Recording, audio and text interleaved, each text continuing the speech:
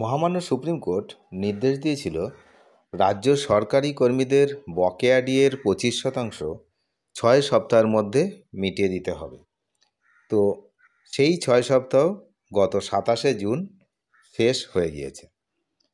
এখনও কেন বকেয়া ডিএ মিলল না? সময় পেরিয়ে যাওয়ার ঠিক 5 দিনের মাথায় আদালত অবমাননার মামলা দায়ের করল সুপ্রিম কোর্ট। এই বিষয়ে এই ভিডিওতে আমরা দেখে নেব যে সুপ্রিম কোর্টের কেস ডায়েরি নাম্বার এবং কেস ডিটেলস, যে আদালত অবমাননার কেস ডিটেলস, সেটা আমরা দেখব। তার আগে আমরা এই বিষয়ে আরেকটু জানব যে মামলা দায়ের কারা করলেন, মামলা দায়ের করলেন কারা এবং কি বিষয়ে মামলা দায়ের করেছেন, পুরো বিস্তারিত এই ভিডিওতে আমরা জানব। বিষয় তো একটাই পরিষ্কার, যে সময় মতো ডিএ না মেলায়, কিন্তু এর সঙ্গে আর একটা জিনিস জুড়ে আছে, সেটা হচ্ছে যে এসএসসির 26,000 চাকরি বাতিল মামলা, সেটাকেও এর সঙ্গে কিন্তু জুড়ে দিয়েছেন কর্মচারী সংগঠনগুলো। তো এই নতুন বিষয়টা কি, সেটা এই ভিডিওতে আমরা দেখব। যে 27শে জুন সময়সীমা পেরিয়ে যাওয়ার পরে এটা ডিএর মামলা, তো তার সঙ্গে এসএসসির কী সম্পর্ক? না, একটা বড় সম্পর্ক রয়েছে।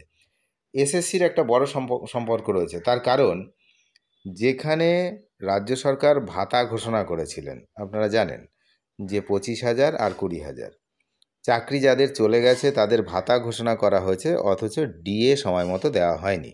তো স্বাভাবিকভাবে এটা কিন্তু একটা রিলেশান রয়েছে, টাকা পয়সার রিলেশান। তো সেই জন্য এখানে কিন্তু ওই প্রশ্ন তুলেছেন যারা আন্দোলনকারী কর্মচারীরা। তারা একদিকে যেমন বলেছেন যে আমাদের বকেয়া ডিএ দেওয়া হয়নি, এতে যেমন আদালত অবমাননার মামলা হয়েছে, এবং 26,000 বাতিল মামলাকেও টেনে এনেছেন মামলাকারীরা। ওই মামলায় অযোগ্য প্রার্থীদের থেকে বেতন ফেরত নিতে বলা হয়েছে রাজ্য সরকারকে। কেন তা ফেরত নেওয়া হচ্ছে না? প্রশ্ন তুলেছেন বকেয়া ডিএর দাবিতে আন্দোলনকারী কর্মচারীরা, যারা এটা আন্দোলন করছেন, তারা প্রশ্ন তুলেছেন।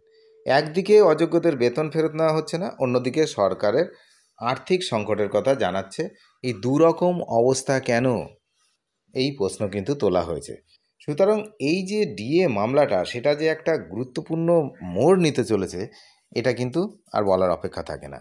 যে সময় মতো বকেয়া ডিএ পেমেন্ট করলো না, এত কিছু হলো, এত তৎপরতা দেখালো নবান্ন, সমস্ত কিছু নিয়ে তৎপরতা দেখানোর পরেও আবার শেষমেশ পুরোপুরি ঠিক শেষ সময়ে গিয়ে মডিফিকেশান আবেদন করলো।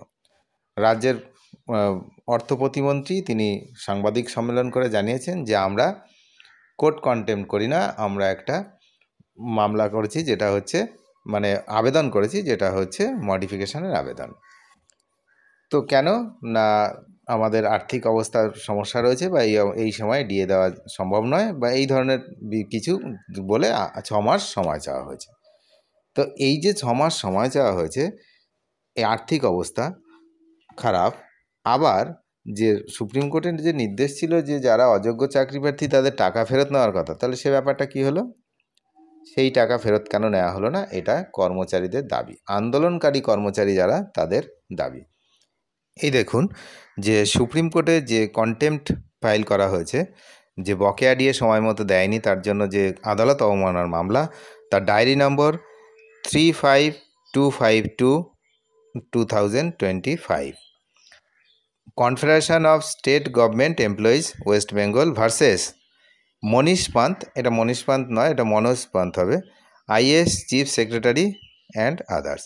আর কি আছে? কেস ডিটেলস, ওইটা কখন দেওয়া হয়েছে, কেসটা 4:30 সময় বিকাল, সব কিছু এখানে রয়েছে।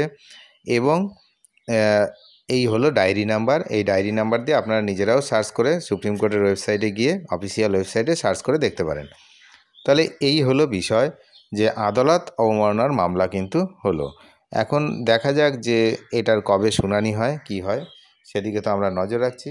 আপনারা নজর রাখবেন। চ্যানেলে নতুন হলে অবশ্যই চ্যানেলটিকে সাবস্ক্রাইব করে সঙ্গে থাকবেন। Thank you.